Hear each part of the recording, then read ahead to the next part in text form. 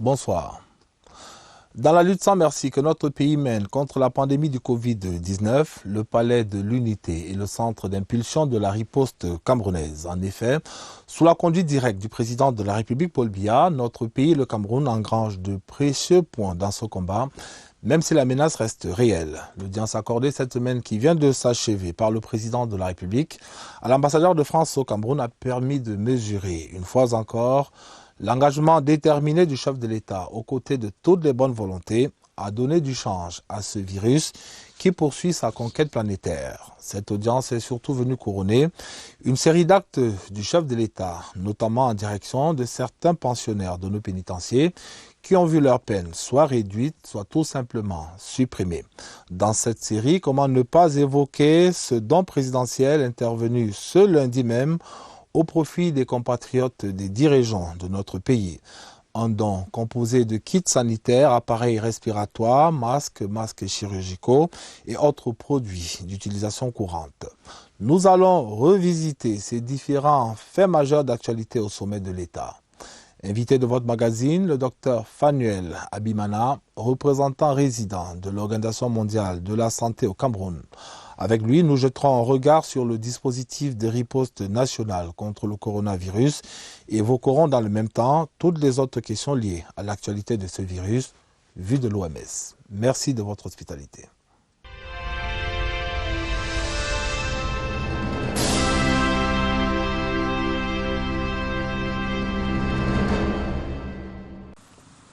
Au Palais de l'Unité, l'activité présidentielle ne connaît pas de trêve. Et sur l'audience du président de la République, Paul Biya, ce jeudi 16 avril 2020, un rendez-vous avec l'ambassadeur de la République française en République du Cameroun, son Excellence Christophe Guilou. L'audience que le président Biya accorde ce 16 avril 2020 aux diplomates français participe de l'exercice quotidien du magistère que le peuple souverain lui a renouvelé le 7 octobre 2018 à la faveur de la dernière élection présidentielle au Cameroun. Seulement, intervenant dans un contexte de crise sanitaire sans précédent, cette crise va naturellement imposer de nouvelles attitudes dans le strict respect des mesures barrières édictées par les autorités gouvernementales et sanitaires. Précédé par le ministre directeur du cabinet civil de la présidence de la République, Samuel Vondoyolo, son Excellence Guilou est introduit auprès du chef de l'État par le chef du protocole d'État, Simon-Pierre Bikele. Son Excellence Christophe Guilou, ambassadeur de France. Bonjour, Monsieur le Président. Rayonnant d'assurance, le président de la République accueille son hôte du jour dans la plus grande cordialité. C'est bien la preuve que le lien entre Paris et Yaoundé, au-delà des vicissitudes du quotidien, reste très étroit. À l'issue d'une soixantaine de minutes d'échange avec le président Biya, l'ambassadeur de France dans notre pays va regagner le perron, porteur d'une série de bonnes nouvelles. J'ai retrouvé le président Biya, qui m'avait reçu en audience il y a un peu plus d'un mois. Donc toujours alerte, nous avons eu une très longue discussion. Je lui ai donc rappelé les efforts qui ont été mentionnés par le président de la République, Emmanuel Macron. D'abord d'un point de vue budgétaire, financier, le moratoire sur la dette, sur le remboursement de la dette pour le Cameroun qui a été obtenu au cours du G20, et le président Macron a été un élément moteur de cette décision, va se traduire par un allègement de 230 milliards de francs CFA pour l'économie camerounaise, dont 60 milliards pour la France. Donc c'est un énorme effort et la France est un des éléments moteurs en faveur de cet allègement. Au-delà de ce bol d'oxygène que Paris vient ainsi d'apporter à notre pays dans le contexte de cette pandémie, le président Biya tient par ailleurs à exprimer sa gratitude à la France pour le soutien déterminant que ses équipes de chercheurs apportent dans la lutte contre la pandémie du Covid-19 au Cameroun. Je lui ai rappelé également tous les efforts que font la France pour la fourniture de matériel médical, la prise en charge des malades, l'achat de réactifs. Des lots vont arriver. Je lui ai réaffirmé également la centralité de la recherche française, puisqu'ici nous avons un institut Pasteur qui est très actif sur le dépistage, la mise en place de tests, l'Institut de recherche pour le développement, le CIRAD, qui sont des institutions de recherche dans lesquelles travaillent des scientifiques camerounais. Et je lui ai réaffirmé qu'elles étaient au service du Cameroun pour lutter contre la pandémie. Et je lui ai également dit que nous ferions également tous nos efforts pour venir en aide aux Camerounais, notamment pour tous les problèmes d'alimentation, parce qu'il va y avoir des répercussions sur l'économie et sur l'éducation. En marge des questions d'ordre économique, sanitaire et humanitaire, la rencontre de ce jeudi entre Paul Biya et Christophe Guilou a offert l'opportunité aux deux personnalités d'évoquer la situation sécuritaire dans les régions du nord-ouest et du sud-ouest. Nous avons parlé de la situation dans le Nozo et je lui ai réaffirmé l'importance d'un cessez-le-feu tel qu'il a été annoncé et demandé par le secrétaire général des Nations Unies, M. Antonio Guterres. Et je lui ai dit que c'était une initiative qui était importante, ne serait-ce que pour le Cameroun. L'audience de ce jeudi a une fois encore donné à voir un Paul Biya résolument à la manœuvre, arc-bouté sur l'essentiel, à savoir la recherche du mieux-être pour ses compatriotes.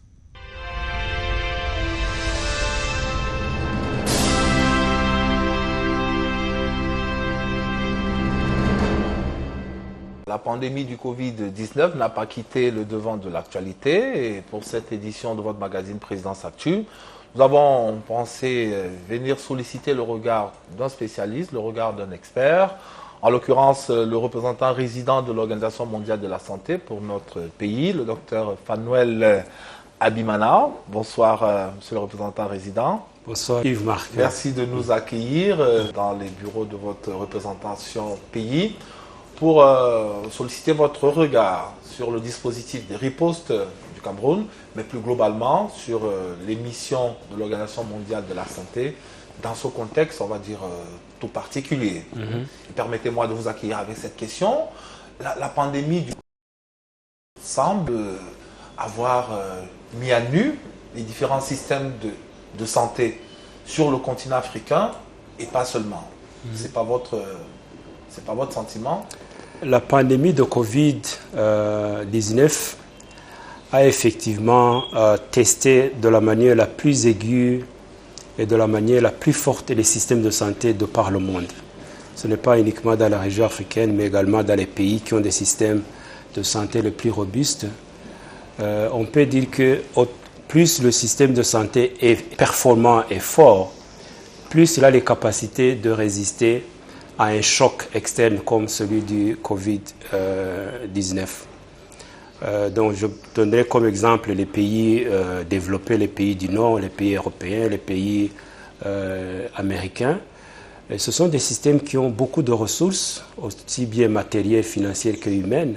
Mais on voit que la pandémie vraiment teste ces systèmes au plus fort. Et donc la leçon que nous pouvons nous en tirer en tant que pays africains, c'est de continuer le travail important, de continuer à renforcer nos systèmes de santé. Et donc faire le couple système de santé, sécurité sanitaire, et de continuer à investir dans les systèmes de santé. Est-ce que les schémas de santé proposés par l'Organisation mondiale de la santé, aujourd'hui dans le monde et en Afrique en particulier, permettent véritablement d'augmenter l'espérance de vie des populations? Oui, certainement. Il suffit de prendre du recul et de regarder, par exemple, dans la région africaine, quelle était l'espérance de vie en 2000, tout simplement. Donc, en 2000, l'espérance de vie dans la région africaine était estimée à 52 ans, donc l'espérance de vie à la naissance. Et en 2016, l'espérance de vie est estimée à 62 ans. Ça veut dire qu'il y a eu un gain de 10 ans. Au plan international, durant la même période, l'espérance de vie a augmenté de 68 à 74, donc entre 2000 et 2016. Et donc de nouveau, on voit que l'espérance de vie au niveau mondial est plus élevée que dans la région africaine. On peut analyser cela à travers 3 dimensions. Oui. La première dimension, c'est quel est l'état de vie des populations en bonne santé, parce qu'on distingue à la fois l'espérance de vie et l'espérance de vie en bonne santé. L'OMS traque les deux, mais ce qui est important, c'est l'espérance de vie en bonne santé, ça veut dire en excluant les maladies et les infirmités. La deuxième dimension, c'est quelle est la charge de la morbidité. donc dans la population ou bien en fonction des différentes maladies. Et la troisième dimension, c'est quels sont les facteurs de risque que les populations ont. Et les facteurs de risque habituels, c'est des facteurs de risque environnementaux. Quel est l'environnement dans lequel habitent les personnes? Est-ce qu'ils ont accès à l'eau? Est-ce qu'ils ont accès aux services d'assainissement? Est-ce qu'ils ont des habitations convenables? Et puis les risques de type comportementaux, donc la consommation de tabac, la consommation de l'alcool. Et donc tous ces facteurs-là influencent le niveau de vie ou l'espérance de vie des populations. Et donc ça nous ramène de nouveau au système de santé. Donc les services de santé dans un pays, qui a accès à ces services, qui paye pour ces services, et est-ce que toute la population a accès aux services de qualité? Donc c'est vraiment cette dynamique, système de santé, politique publique, bien-être des populations qui influence les résultats qu'on observe. Donc on peut dire en résumé que la région africaine a fait des progrès, mais la région africaine a encore beaucoup de chemin à faire pour en particulier répondre aux exigences du futur, en particulier les objectifs de développement durable et les autres. Si on le ramenait maintenant à l'échelle du Cameroun, en rapport avec vos missions, déjà, quelles sont-elles, vos missions en tant que représentant résident de l'Organisation mondiale de la santé, et quelles sont les priorités dans votre action quotidienne au profit de la santé, du mieux-être des Camerounais? Pour un peu donner les éléments du Cameroun dans le domaine de l'espérance de vie, donc je disais que pour la région africaine, ça a bougé de 52 à 62. Au niveau du Cameroun, sur la même période 2000-2016, ça a bougé de 53 à 58. Donc de nouveau, on voit que le niveau de santé ou le niveau de bien-être au Cameroun est légèrement en deçà de la moyenne africaine. Et donc, les mandats de l'OMS au niveau du Cameroun, et en particulier mon rôle, c'est réellement d'appuyer le gouvernement et les partenaires dans le leadership pour la santé, le partenariat pour la santé, mais également les appuis techniques dans les différents programmes. Donc, on peut penser aux programmes comme l'éradication de la poliomyélite, les maladies transmissibles comme le VIH, la tuberculose, le paludisme, le renforcement des systèmes de santé, la santé de la mère, la santé de l'enfant, la santé de l'adolescent.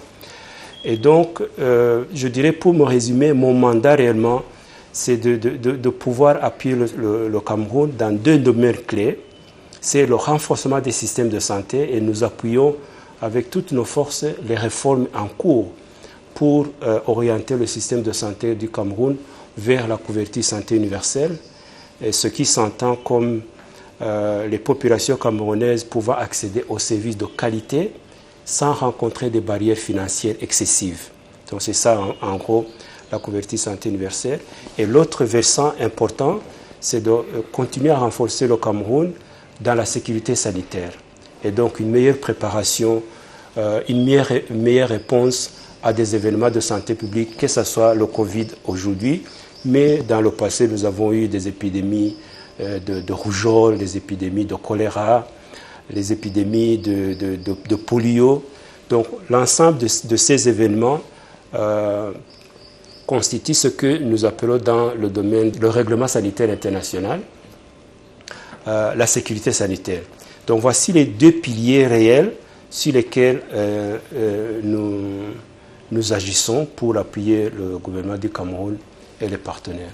Docteur Fanuel Abimana, représentant résident de l'Organisation mondiale de la santé pour le Cameroun, avec votre permission, nous allons introduire le sujet principal de notre échange, à savoir le Covid-19, avec les actions les plus récentes menées par le gouvernement, à commencer par le chef de l'État lui-même, pour faire face à ces pandémies. Le chef de l'État qui est donc en pole position dans cette lutte-là, au même titre que l'ensemble de son gouvernement. Nous allons vous proposer le bouquet des dernières actions menées. On va faire le point des dernières actions menées dans cette lutte sans merci contre le coronavirus. Et puis on va se retrouver dans quelques instants pour prolonger notre entretien.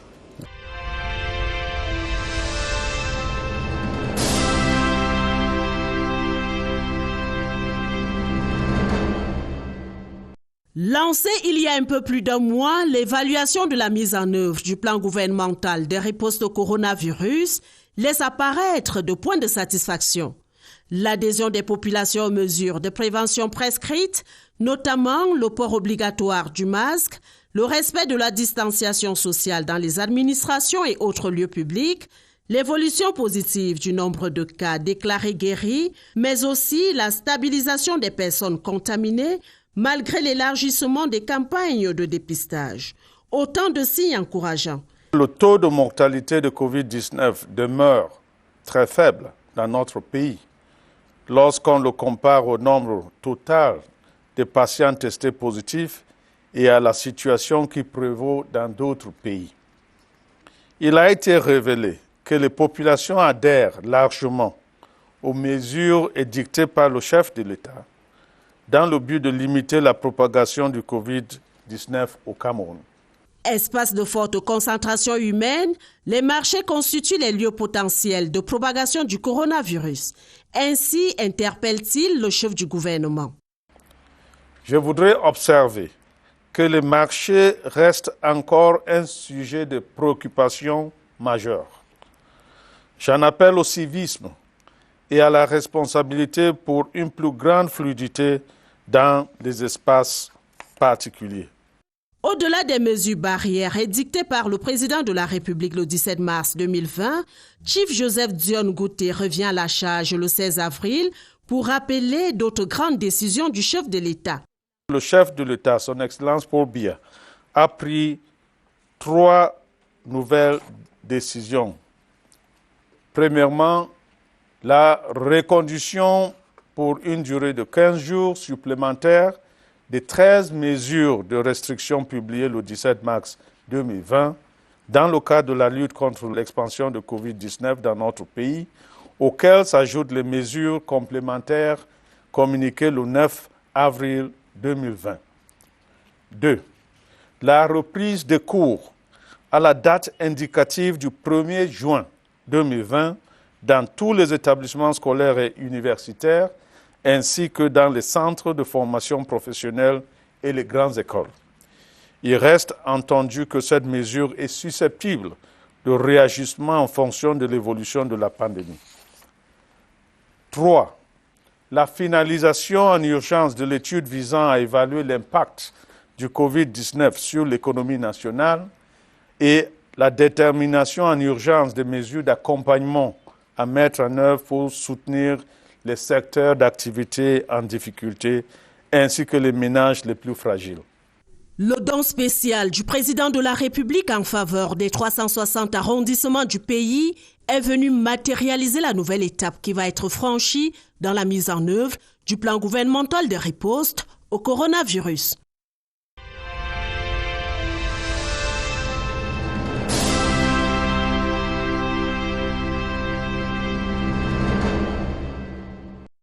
Résolument au front dans la lutte contre le Covid-19, le président de la République Paul Biya, fort des prérogatives que lui confère la Constitution, signe le 15 avril 2020 un décret accordant des commutations et des remises de peine aux personnes définitivement condamnées à la date de signature du décret.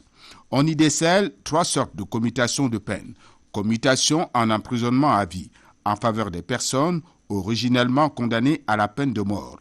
Commutation en 25 ans d'emprisonnement pour ceux et celles qui purgeaient une condamnation à mort et dont la peine a été commuée en emprisonnement à vie. Enfin, commutation en une peine de 25 ans pour les personnes originellement condamnées à une peine d'emprisonnement à vie non encore commuée. Puis les remises de peine, sériées en 8 types, dont la fourchette varie de 1 à 5 ans. En signant ce décret de haute valeur symbolique, en ce moment précis, marqué par le confinement qu'impose la crise sanitaire consécutive au coronavirus, le chef de l'État Paul Biya administre la preuve qu'il est bel et bien à la manœuvre dans la gestion du Cameroun. Du haut de son magistère, en parfaite santé, Paul Biya sur les dossiers de l'État, sans céder à la tentation de la gesticulation spectaculaire, sans imitation servile ou suivisme, dans un style qui lui est propre, discret et efficace. Ces décrets, tout comme les nombreux actes signés ces derniers temps, constituent une réplique ferme et cinglante à ceux qui excellent dans la prolifération de rumeurs aussi infondées qu'insensées sur sa personne. Les actes présidentiels puisent leur inspiration dans les coudes profonds des Camerounais. Le décret du 15 avril 2020 aura sans aucun doute pour effet de décongestionner l'univers carcéral, et ce, dans la série d'autres mesures déjà prises pour juguler la propagation du coronavirus. Un plan de riposte national que Paul Biya pilote personnellement. 2 fois par jour, il reçoit les données liées à l'état de santé du Cameroun sur cette pandémie, active et réoriente la stratégie tenant compte d'un contexte camerounais qui a ses spécificités, en veillant à la bonne santé des Camerounais. Le décret a également une forte teneur humaine et sociale. En père de la nation, Paul Biya fait preuve de clémence vis-à-vis de ceux qui se sont mis en marge de la société en leur donnant une nouvelle chance de se montrer utile à la nation. En décembre 2019, les prisons camerounaises contenaient 30 000 détenus, dont 14 000 définitivement condamnés. En excluant du champ d'application de ce décret certains types de prisonniers, le chef de l'État rappelle également qu'il reste légaliste, respectueux de l'État de droit, fidèle gardien de la fortune publique et garant de l'unité nationale.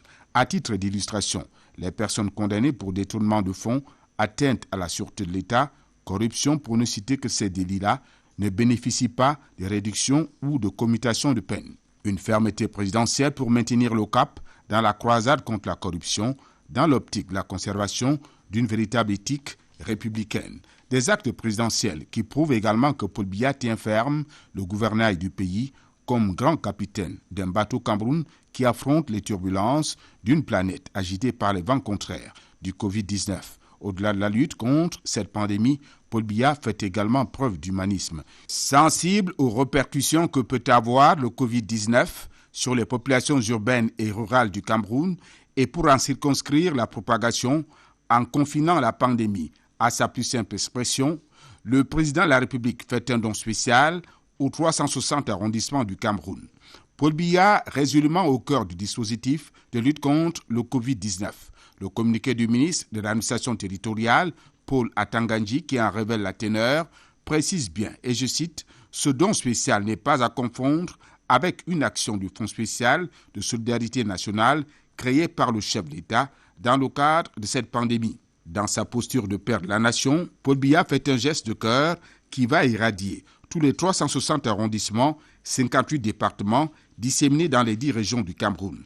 360 arrondissements manifestement égaux devant la générosité présidentielle. Les chiffres sont pour cela éloquents. 50 000 cartons de savon de lessive, soit 4 millions de morceaux.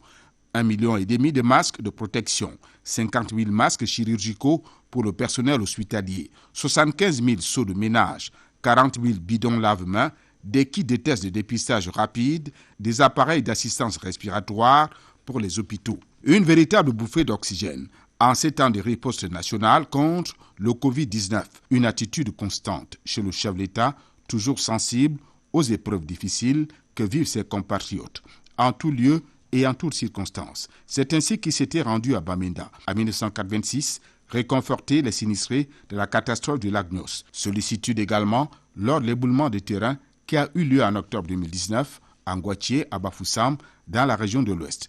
Sur ces hautes instructions, plusieurs membres du gouvernement se relaient sur le site. Le président Biya est venu en aide aux sinistrés. Une aide d'urgence de 200 millions de francs CFA pour les rescapés. Un message de condoléances et de réconfort aux familles sinistrées. Prise en charge gratuite des sinistrés lors des inondations qui affectent gravement les régions du Nord et de l'extrême Nord en 2012. Le président Biya et son épouse se rendent sur les lieux du sinistre.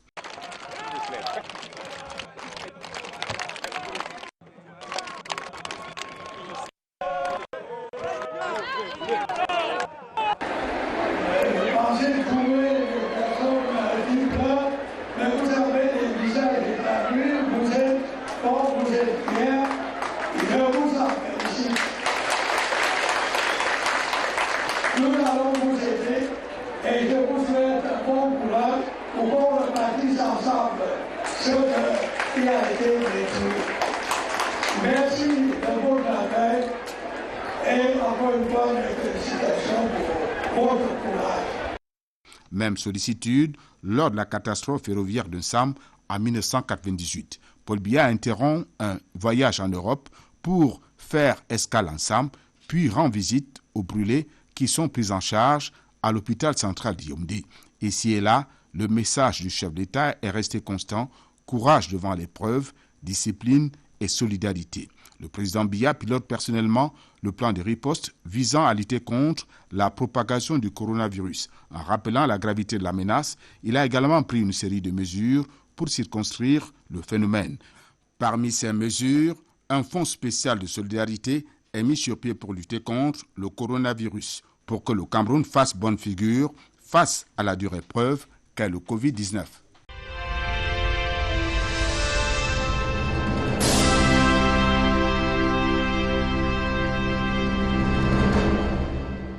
Retour à vous, monsieur le représentant résident de l'OMS pour le Cameroun. Et comme je l'indiquais tantôt, on va parler à présent du Covid-19. En vous rappelant cette phrase du directeur général de l'Organisation mondiale de la santé il y a quelques semaines, le docteur Tedros Adhanom, qui a dit que l'Afrique devrait s'attendre au pire. C'est une phrase qui a fait froid dans le dos. Qu'en est-il véritablement? Est-ce que ce n'est pas un peu excessif? Non, pas du tout, parce que à ce jour, la pandémie est toujours dans sa phase croissante au niveau du monde entier. Nous en sommes à 2,3 millions de personnes affectées, 185 pays affectés, 160 000 décès et un tiers de la population mondiale confinée. Et donc ce n'est pas du tout excessif. Il faisait un cri de cœur pour amener nos États à réellement prendre la mesure de ce qui est en jeu. Est-ce que nos États n'ont pas pris conscience? Parce qu'au regard, si on continue à scruter, à interroger les statistiques, on va se rendre compte que en l'état actuel des choses, l'Afrique est quand même le continent le moins affecté par cette pandémie. On peut avoir cette impression, mais voyons les choses telles qu'elles sont. L'épidémie a commencé dans l'hémisphère nord, à l'est, donc en Chine, en particulier dans la province de Wuhan, donc a commencé par être l'épicentre. Puis l'épidémie a migré vers l'Europe, donc l'Europe est devenue l'épicentre. Aujourd'hui, les États-Unis sont l'épicentre de l'épidémie. La question, c'est, après les États-Unis ou après l'Amérique, quel est l'autre continent qui va devenir l'épicentre? Personne ne peut le dire. Donc il est absolument possible que le nouveau épicentre de l'épidémie soit la région africaine. Mais ça pourrait également qu'il se peut que cette situation ne se passe pas. Mais compte tenu de la faiblesse de nos systèmes de santé sur le continent, on aurait dû en être déjà là. Hein? Non. La dynamique du virus fait qu'il a évolué comme ça dans l'hémisphère nord. Quand vous regardez les pays de l'hémisphère sud, y compris les pays d'Asie sur lesquels nous sommes sur la même latitude, les pays comme le Vietnam, même l'Inde, le Bangladesh, et nos pays de la région africaine et les pays de l'Amérique latine, dont nous sommes relativement épargnés. Mais cela ne doit pas être une raison de se dire que nous serons totalement épargnés à la fin de cette pandémie. Nous devons utiliser le temps qui nous est donné pour mieux nous préparer, à tirer des leçons de ce qui s'est passé dans l'hémisphère nord. Et en ce qui concerne le Cameroun, c'est en fait ce qui est en train de se passer. Mais qu'est-ce qui amène le directeur général de l'OMS à avoir une perspective aussi sombre, aussi non, pessimiste? Ce n'est pas sombre. Il faut se rappeler que le directeur général de l'OMS a des informations, donc a les statistiques. Il ne fait pas de déclaration sous l'émotion ou sans raison. Donc c'est vraiment une alerte pour que nos États se préparent et se préparent le plus rapidement possible au cas où l'épidémie ou la pandémie serait exponentielle dans nos régions. Donc c'est d'utiliser le temps que nous avons.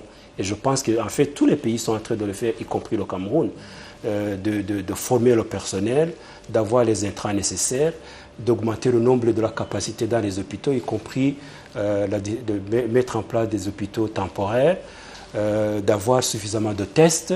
Et donc tout ce travail est en cours et au-delà de cela, de renforcer nos systèmes de santé pour l'après-Covid. Donc ce travail est en cours et c'est très apprécié. Et donc l'alerte du directeur général de l'OMS a été entendue.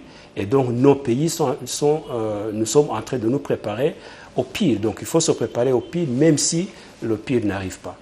Alors, arrêtons-nous un moment sur l'origine de ce virus du Covid-19. Le professeur Luc Montagnier, que vous connaissez très bien, co-découvreur du virus du sida, a agité un pavé dans la mare il y a quelques jours en affirmant que ce virus du Covid-19 résulterait d'une mauvaise manipulation en laboratoire, d'un chercheur fou. Pour l'origine du virus, l'information disponible actuellement, c'est que le virus est apparu pour la première fois en Chine, dans la province de Hubei, en particulier dans la ville de Wuhan. Le virus du Covid, qui techniquement s'appelle en fait le SARS-CoV-2, sur le plan génétique ressemble très comme des cousins au SARS-1 qui a été identifié en 2002. Et donc c'est pour cela que ce virus-ci s'appelle SARS-CoV-2 et cause de la maladie qui s'appelle Covid, ça veut dire coronavirus disease 19 parce que c'est l'année où elle a été identifiée. Et donc c'est un virus qui est courant en fait, qui cause des rhumes, mais il y a trois types qui sont des virus qui ont causé des épidémies très sévères. Donc le premier c'est le SARS-1 en 2002. Et ce virus-là de 2002, on sait qu'il était originaire il était abrité par les chauves-souris. Les chauves-souris l'ont transmis à des civettes et les civettes l'ont transmis à l'homme. Et puis en 2012, le même type de virus, même type de coronavirus est apparu au Moyen-Orient, qu'on a appelé le MERS, Middle East Respiratory Syndrome, en 2012. Et donc ce virus-là, de nouveau, il était abrité par les chauves-souris, il a été transmis par les dromadaires, et c'est les dromadaires qui l'ont transmis à l'homme. Dans le cas du virus d'aujourd'hui, donc le Covid-19, de nouveau, sa généticité ou son empreinte génétique est très semblable au virus de 2002. Mais où la recherche n'a pas encore abouti, c'est quel est l'hôte intermédiaire entre la chauve-souris et l'homme. Et le travail donc continue, et c'est l'hypothèse la plus acceptée dans le domaine scientifique. Bien entendu, nous sommes au courant de l'hypothèse qu'a émise le professeur Luc Montagnier, célèbre prix Nobel de médecine de France, mais à ce jour, il n'a pas encore apporté de preuves formelles de cette théorie, donc l'OMS attend que des preuves formelles soient fournies et que ça soit publié dans les journaux qui sont revus par les pairs. Et le moment venu, si vraiment il y a de l'information derrière, l'OMS va convoquer une commission scientifique pour analyser ces faits. Et donc pour le moment, la thèse la plus acceptée, c'est que c'est une zoonose, un virus qui a été transmis de la chauve-souris à travers un animal intermédiaire à l'homme. Rappelez-vous, jusqu'à la fin de 2019, la plupart des cas qui étaient reportés en Chine, c'était plutôt des cas de transmission animale à l'homme. Et puis, la transmission homme à homme a été établie et nous souffrons plus dans nos régions de la transmission interhumaine que de la transmission de l'animal à l'homme. Cela méritait d'être bien rappelé. Maintenant, le dispositif de riposte mis en place par le gouvernement camerounais. Oui, bien sûr. Quel regard vous jetez sur ce dispositif? Je jette un regard d'acteur, en fait. D'acteur, parce que l'OMS est fortement engagée dans la réponse. Et je peux dire également au nom des partenaires, parce que je coordonne également l'action des partenaires dans le domaine de la santé. Et donc l'appui des partenaires également est là. Mais sur le plan de la réponse gouvernementale, on peut en fait catégoriser cela en trois phases. Le Cameroun n'a pas attendu d'avoir le premier cas au Cameroun pour être prêt à affronter le coronavirus. Il faut remonter au 30 janvier, quand le directeur général de l'OMS, le Dr Tedros, a déclaré l'épidémie comme urgence de santé publique à portée internationale. À ce moment-là, le Cameroun travaillait déjà sur un plan de riposte et de réponse. Et à travers ce plan, le système de gestion d'incidents a été mis en place. Le centre des opérations des urgences de santé publique a été activé. Très rapidement, le ministre, à travers ses réseaux, a pu obtenir pour le Cameroun des caméras thermiques au niveau des ports de Douala, l'aéroport de Douala, l'aéroport de Yaoundé et l'aéroport de Garoua.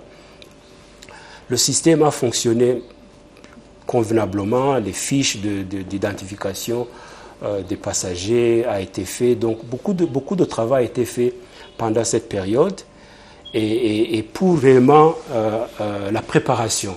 Donc on savait que le virus arriverait au Cameroun. La question c'était quand. Et puis la deuxième phase a commencé le 5, le 6 mars, lorsque les deux premiers cas ont été identifiés au niveau du Cameroun.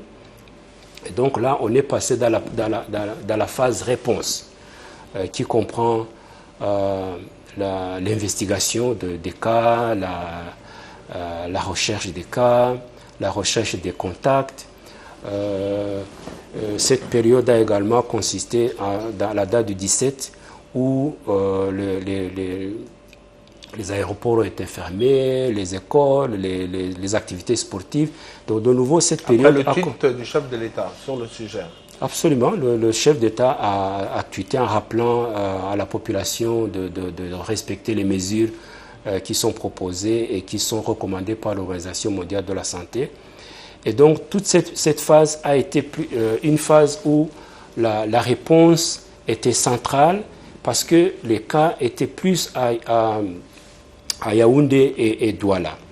Et puis la troisième phase a commencé le 6 avril où, au vu de l'évolution de l'épidémie, on a observé une extension au niveau d'autres régions, le nombre de cas a augmenté, on a observé le nombre de décès. Et je dois dire qu'à travers toutes ces phases, il y a eu des actions réellement fortes du ministère de la Santé, des actions fortes du Centre Pasteur du Cameroun, des actions fortes des partenaires pour appuyer la réponse. Et donc la réponse a été graduelle, mais mesurée et appropriée du point de vue de l'OMS. Mais il y a encore des mesures qui, comme l'a dit son Excellence, Monsieur le Premier ministre, chef du gouvernement, donc là, il y a des mesures qui peuvent encore être prises. Lesquelles, par exemple? Je préférerais peut-être garder ça à la discrétion du Premier ministre et chef du gouvernement. On comprend votre embarras. Mais maintenant, Monsieur le représentant résident, lorsque vous comparez l'évolution de la courbe de la maladie au Cameroun, en rapport avec les autres pays du continent, dans quelle échelle vous situez le pays? Est-ce qu'il y a lieu de s'en inquiéter particulièrement ou alors l'évolution reste globalement maîtrisée jusque-là? Je pense que la maîtrise est là. Si le plan strictement du nombre de cas, le Cameroun est troisième dans la région africaine de l'OMS. Le pays avec le plus grand nombre de cas, c'est l'Afrique du Sud, aujourd'hui autour de 3000 cas confirmés, suivi par l'Algérie, autour de 2500 cas. Et le Cameroun, je pense qu'aujourd'hui, avec les chiffres du week-end, nous allons nous situer autour de 1150 cas. Sur le plan de la mortalité, le Cameroun est également troisième. Le premier pays avec le plus grand nombre de décès, c'est l'Algérie, autour de 360 aujourd'hui. Le deuxième pays avec le plus grand nombre de cas, c'est l'Afrique du Sud, 52, et le Cameroun aujourd'hui 42. Mais il y a un autre indicateur qui est important, c'est le taux de létalité. Parmi les personnes qui ont été malades, combien sont décédés? Et quand on regarde ce chiffre-là, le Cameroun est quatrième. Le pays avec le plus grand taux de létalité, de nouveau, c'est l'Algérie, 15%. Le deuxième pays avec le taux le plus élevé, c'est la RDC, 8%, suivi par le Burkina Faso, 6%, et le Cameroun, 4%. Et donc, le Cameroun est dans la moyenne, au niveau mondial, le taux de létalité est de 6,8. Et donc, ce qui est important, c'est réellement de continuer à monter en puissance en mettant à la disposition du système de santé le plus grand nombre de lits, former le personnel, avoir des intrants comme l'oxygène et les respirateurs. Je pense que cette semaine va être une semaine assez critique parce que, en particulier dans le domaine de la protection du personnel de santé, les masques et les équipements de protection individuels vont aller presque au point de la rupture, sauf que les commandes du gouvernement vont arriver cette semaine. Donc il y aura un répit sur ce point. Mais le nombre de textes... Qu'est-ce que le gouvernement camerounais peut attendre de l'Organisation mondiale de la santé dans la mise à disposition des kits sanitaires? Il faut savoir que nous fonctionnons dans un système à flux tendu. Et donc, même si l'OMS ou les agences des Nations Unies avaient de l'argent pour acheter des entrants aujourd'hui, c'est très difficile de les avoir. Mais, par exemple, il y a un vol de solidarité qui a été mis en œuvre par l'Organisation mondiale de la santé, le PAM, l'Union africaine, Jacques Ma, la fondation Jacques Ma, pour fournir des équipements nécessaires pour la prise en charge de 30 000 cas au niveau de la région africaine. Donc déjà, un certain nombre de pays ont reçu leurs dons. Nous attendions les dons du Cameroun pour samedi, mais pour des raisons qu'on essaie d'identifier, nous allons recevoir ces dons cette semaine. Et donc l'OMS appuie aussi bien au niveau de la coordination, mais également au niveau opérationnel pour réellement aider à la résolution des problèmes qu'on retrouve. Et en attendant donc de trouver la solution définitive à cette pandémie qui continue de faire trembler le monde, les regards sont tournés vers la recherche. Où en est-on avec le vaccin contre le Covid-19? Oui, on a l'impression que la notion d'urgence ne semble pas beaucoup vous préoccuper. Si, ça nous préoccupe beaucoup. Mais malheureusement, la recherche, c'est la recherche. Hein. Et donc, à ce jour, il n'y a pas encore de vaccin. Pourquoi tant de temps pour trouver un vaccin? Parce que la recherche est compliquée. Un exemple, pour le sida. Le sida est causé par un virus. Le sida, nous sommes avec le sida depuis plus de 30 ans. Il n'y a pas encore de vaccin. Ebola, heureusement, le vaccin pour l'Ebola a pu être fabriqué, il est disponible, il est administré. Les vaccins pour les virus de la grippe, on les fabrique chaque année. Et donc, c'est du travail. Bon, il y a d'autres maladies qui ont des vaccins connus, qui sont fournis dans les programmes de vaccination. Mais dans le cas précis, le travail est lancé. Donc, les instituts de recherche et les États membres, parce que derrière, il y a aussi des enjeux financiers et économiques. Donc, le travail est en cours. L'OMS appuie ces activités. L'OMS regarde le travail qui est fait. Pour le moment, le travail en cours est au niveau de la recherche clinique, des essais cliniques. Il y a au moins 20 candidats vaccins en cours d'expérimentation. mais ça prend du temps. Donc normalement, le développement d'un vaccin peut aller jusqu'à 2 ans. Et même en allant très très rapidement, il est malgré tout improbable que le vaccin sera disponible avant la fin de l'année. Mais de ce côté-là, on sent comme une frustration de la part des chercheurs africains, monsieur le représentant résident, qui proposent des solutions, mais jusque-là, aucune de ces solutions africaines n'est intégrée dans le protocole des candidats vaccins qui sont proposés jusque-là. Pourquoi est-ce qu'on regarde en haut ce qui vient en termes de recherche d'un vaccin, ce qui vient de l'Afrique? Vous êtes très, très bien informé. Je n'ai pas cette information. Par contre, en matière de thérapeutique, par exemple, l'OMS a lancé des essais, donc les essais de solidarité, pour lesquels le Cameroun s'est inscrit, pour essayer un certain nombre de médicaments, y compris la chloroquine. Et donc, non, les chercheurs africains sont les bienvenus. Donc, s'ils ont besoin de parler des Burkinabés, ils ont besoin de l'appui de l'OMS, notre bureau est accessible, on peut les mettre en contact avec notre siège. Et donc, si dans ce domaine-ci, toute personne qui a une idée brillante, qui peut rendre service à la communauté, oui, bien sûr, ils sont les bienvenus. Cela dit, c'est un travail scientifique. C'est un travail scientifique. Il faut probablement le publier pour que les autres pairs puissent évaluer le travail et que le moment venu, on se mette en contact avec l'OMS. Donc l'OMS n'est pas une organisation qui ramasse tout. Donc il y a des protocoles. Elle n'est pas non plus une organisation qui rejette tout? Non, bien entendu. Mais donc il y a des protocoles, il y a des mécanismes d'entrer en contact avec l'Organisation mondiale de la santé. Mais si vraiment vous connaissez des chercheurs camerounais qui sont prêts à découvrir un vaccin, faites-nous savoir, nous les mettrons en contact avec notre siège. Maintenant, le débat sur la chloroquine. Ouais. Quel est votre avis là-dessus? Comme protocole de soins, est-ce que la chloroquine fait partie de la médication qui est administrée aux malades du Covid-19? Quelle est son efficacité? L'OMS observe que dans beaucoup de pays, la chloroquine, et en particulier sa forme d'hydroxychloroquine, est utilisée dans les protocoles de soins. À ce jour, l'OMS n'a pas encore approuvé ce protocole parce que l'OMS a besoin de preuves tangibles, de preuves qui sont beaucoup plus fortes. Donc ce n'est pas de la recherche.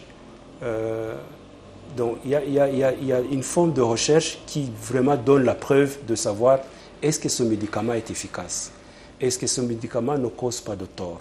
Et donc cette preuve à ce jour n'est pas encore apportée. C'est pour cela que l'OMS justement, pour essayer de collecter le plus d'informations possible, a lancé depuis bientôt un mois ce que l'OMS a appelé les essais de solidarité Covid, dans lesquels un certain nombre de pays se sont enregistrés, y compris le Cameroun, pour justement fournir le plus d'évidence possible de l'efficacité de ce médicament. Donc si à la fin de ces essais, le médicament est prouvé réellement efficace et pas nocif, bien sûr, l'OMS approuvera ce médicament comme les autres médicaments. À ce jour, la preuve n'est pas encore apportée. Docteur Fanuel Abimana, représentant résident de l'Organisation mondiale de la santé pour le Cameroun, on va évoquer à présent les rapports entre l'OMS et certaines grandes puissances qui, et c'est bien le moins qu'on puisse en dire, sont orageux. Oui. Quelle incidence cette situation peut avoir dans la lutte contre la pandémie du Covid-19? Ok, c'est la preuve que l'effet de la pandémie Covid sur les systèmes de gouvernement ou les systèmes politiques est très sévère. Et donc ça peut arriver dans des situations de pandémie qu'il y ait des malentendus. Vous estimez que c'est simplement un malentendu? Non, c'est plus sérieux que cela. Mais je voudrais dire que les puissances dont vous faites allusion, le directeur général d'abord remercie la collaboration qui existe avec ces puissances, qui n'est pas uniquement d'ordre financier. Donc l'Organisation mondiale de la santé appuie les États membres dans beaucoup d'autres domaines qui ne concernent pas uniquement le Covid. Donc tout à l'heure, j'ai mentionné l'éradication de la poliomyélite, les maladies transmissibles, donc la tuberculose, le VIH, le palu, la santé de la mère et de l'enfant, le renforcement des systèmes de santé. Et donc, l'OMS va continuer à faire son travail et nous pensons que ces difficultés pourront être surmontées. D'un autre côté, l'OMS continue réellement à solliciter les appuis des États membres. Donc, vous avez certainement remarqué que des États membres, suite à cette situation, ont augmenté leur contribution à l'OMS. Qui peuvent compenser, qui sont de nature à compenser. L'OMS va faire l'évaluation de la situation. Ce qui est important de rappeler également, c'est que ces difficultés ne doivent pas nous éloigner du but essentiel, qui est vraiment de focaliser notre énergie sur l'arrêt de cette pandémie et sauver des vies. Donc, pour le moment, c'est le focus de l'OMS. Mais de vous à moi, est-ce que vous avez le sentiment que l'Organisation mondiale de la santé a, depuis le déclenchement de cette pandémie, fait ce qu'elle devait faire? Oui, bien sûr.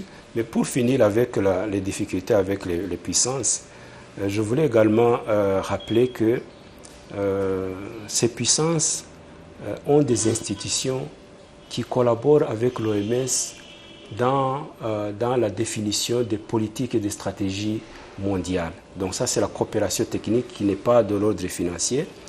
Et je pense en particulier aux instituts de santé de ces pays.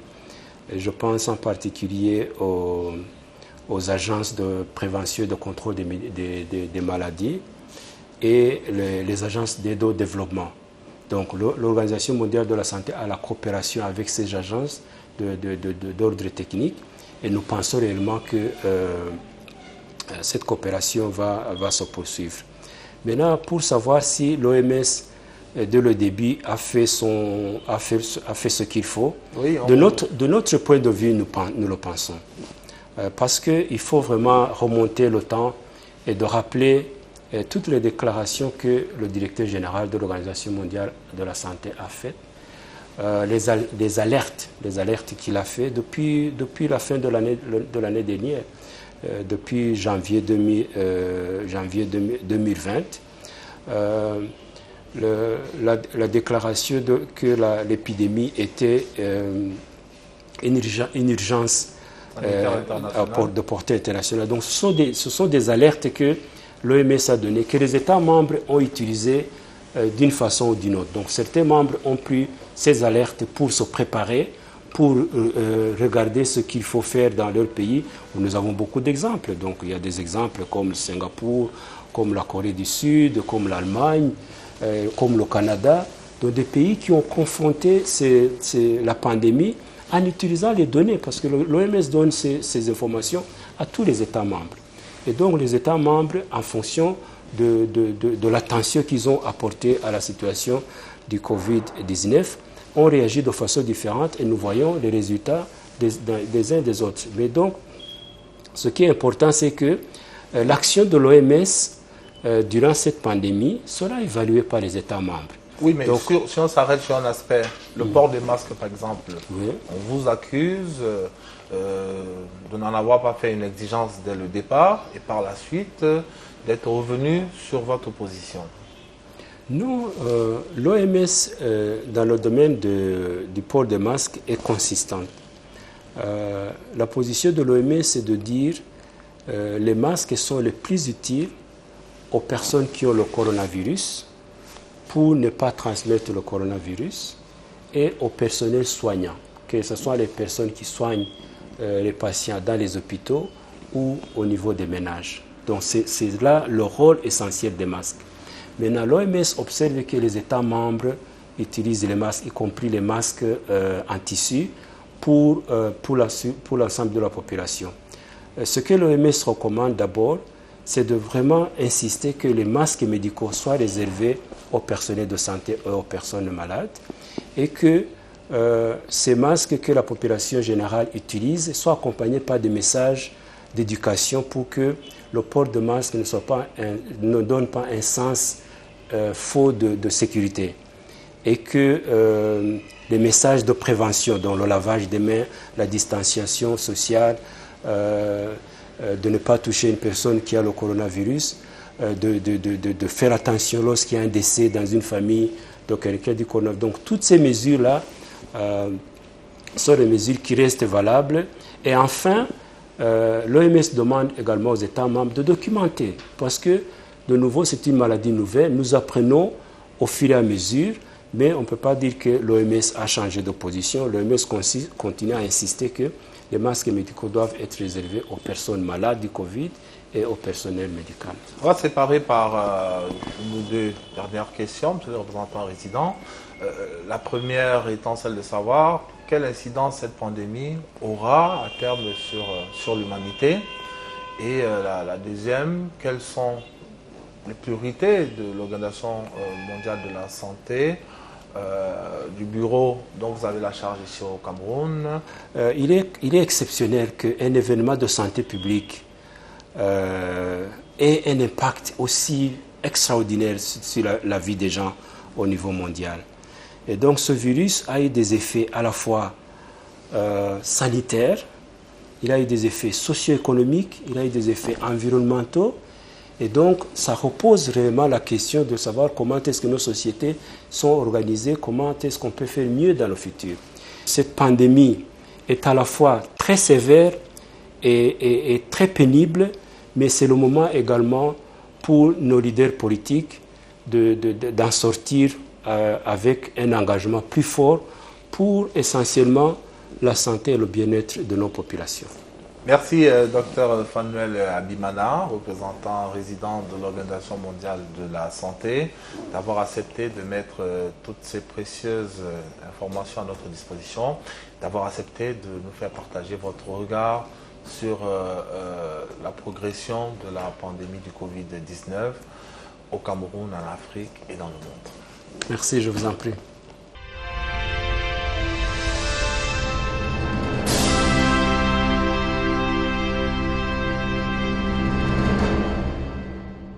Cette édition de votre magazine est à présent terminée. Merci de l'avoir regardé. Retrouvons-nous dans 2 semaines.